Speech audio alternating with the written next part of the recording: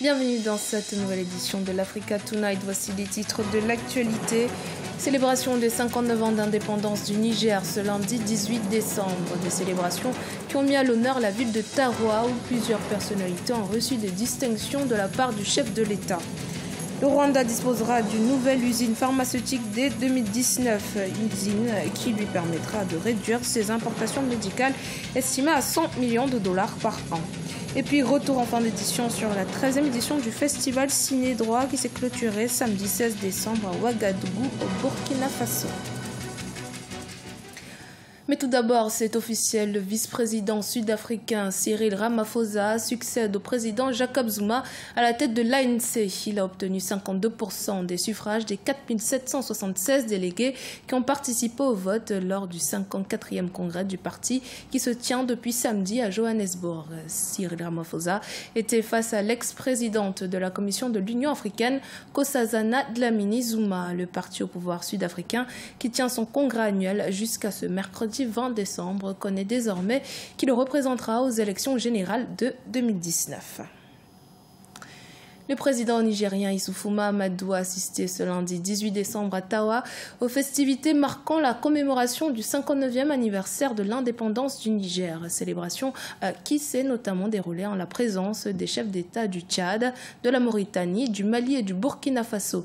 L'exécutif nigérien a également profité de cette occasion pour faire le point sur l'état d'avancement du développement du pays. Écoutons à ce propos Kala Moutari, le ministre de la Défense nationale nigérien.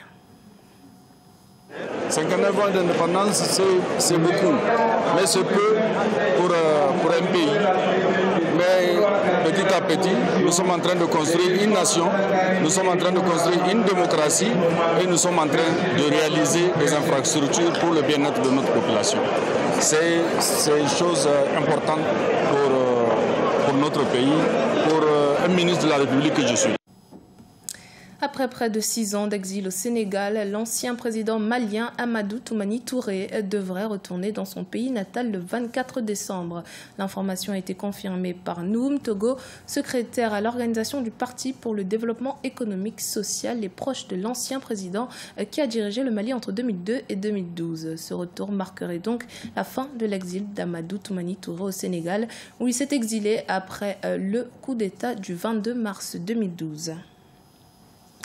Une entreprise marocaine vient de lancer à Kigali, la capitale rwandaise, les travaux de construction d'une usine de médicaments d'une valeur de 6 millions de dollars. Selon les autorités rwandaises, cette usine permettra au pays de réduire sa facture d'importation médicale estimée à 100 millions de dollars chaque année. Les précisions dans ce reportage de notre correspondant Fratenda Kaisenga.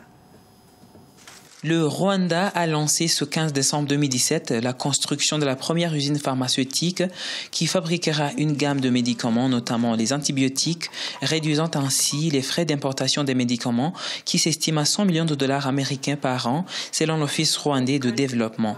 L'usine sera une branche est-africaine de Cooper Pharma, une société pharmaceutique marocaine. Elle sera située dans la zone économique spéciale de Kigali sur une surface de 20 000 mètres carrés. Nous avons une très lourde facture d'importation pharmaceutique et comme une économie émergente, nous devons penser à la diminuer. Aujourd'hui, Cooper Pharma nous donne la chance de pouvoir produire quelques-uns des produits que nous importons afin de réduire nos dépenses. Nous pourrons aussi nous inspirer des autres pays en prouvant que c'est possible de produire les médicaments de meilleure qualité pour le marché rwandais et est-africain. La première phase de construction de cette usine coûtera 6 millions de dollars américains et sera achevée en 18 mois avec la capacité d'employer 40 personnes dans la production des sacs intraveineux en PVC et les comprimés, notamment les analgésiques et les antibiotiques. Elles comprendront des laboratoires, une section de fabrication et des blocs administratifs. Quand nous avons commencé à étudier le marché est-africain, nous avons identifié le Rwanda comme notre hub en raison de la gouvernance et du faible coût de la location. Nous sommes très ravis d'être ici, dans un pays qui favorise l'investissement. Nous avons aussi considéré la forte demande de nos produits sur le marché rwandais.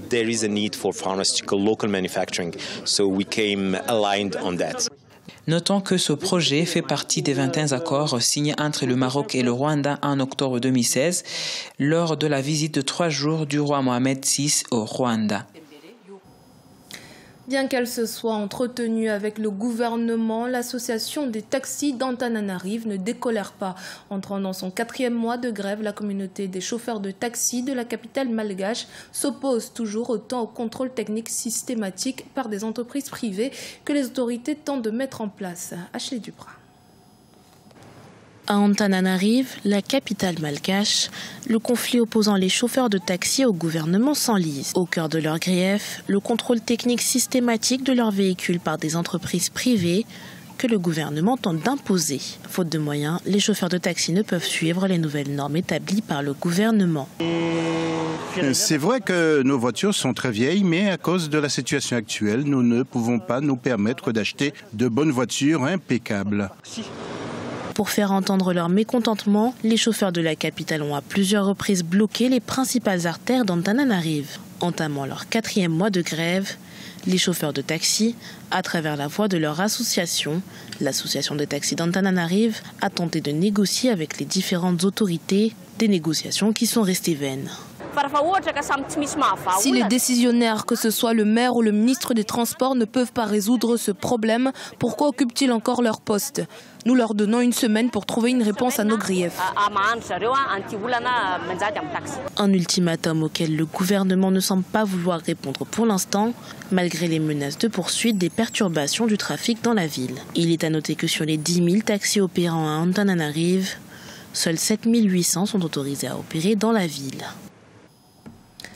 La 13e édition du festival Ciné-Droit s'est clôturée samedi 16 décembre à Ouagadougou, la capitale burkinabé. Un rendez-vous consacré au 7e art. 4 prix au total ont été décernés à l'issue d'une compétition qui a opposé une dizaine de films. Reportage de notre correspondant Jean-Paul Ouidraogo. Le 13e Ciné-Droit Libre a clôturé ses activités dans la soirée du samedi 16 décembre 2017 à l'Institut français de Ouagadougou. 4 prix au total ont été décernés à l'issue d'une compétition qui a opposé dans 4 thématiques une dizaine de films. L'édition dans son palmarès a consacré la réalisatrice française Pascale Lanche pour son film Winnie, un film qui restaure l'histoire sur l'apartheid. Elle a reçu à l'unanimité des membres du jury le Grand Prix Ciné-Droit Libre prix Sergio Vieira de Mello d'une valeur d'1 million de francs CFA. Bravo pour ce 13e festival. Nous nous sommes régalés vraiment de pénétrer dans ces univers sans ces jeunes réalisateurs. Chacun a sa compétence, chacun a sa valeur. Nous regrettons tout simplement que nous ne pouvons pas décerner les prix à tout le monde. On a senti aussi tout le débat qui a tourné autour.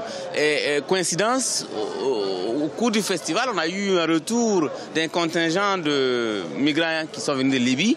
Et tout ça, ça rentre dans une thématique de film qui pose un débat assez intéressant. Le retour des migrants. Le retour des migrants est un problème. Même le migrant qui veut revenir volontairement doit faire face à sa famille. Le prix du meilleur film documentaire burkinabé est allé au réalisateur Seydou Samba Touré pour son film Femme au soleil. Ses collègues Jacob Preuss de l'Allemagne et Dieudo Amadi de la République du Congo s'en sont sortis respectivement avec les prix spécial Migration OIM et celui du public pour leur film Quand Paul traversa la mer et Maman Colonel. Des mentions spéciales ont été faites à Amira Ouera du Niger pour son film La colère dans le vent et à Galadio Parfait Kaboré pour Place à la Révolution. C'est un film où l'idée est venue en 2005. J'ai commencé l'écriture en 2009 et commencé le tournage en 2012. Et c'est dit que voilà, j'avais envie de partager mes joies, mes peines, mes espoirs avec ces jeunes-là aussi qui s'engageaient dans la lutte pour qu'il y ait un changement au Burkina.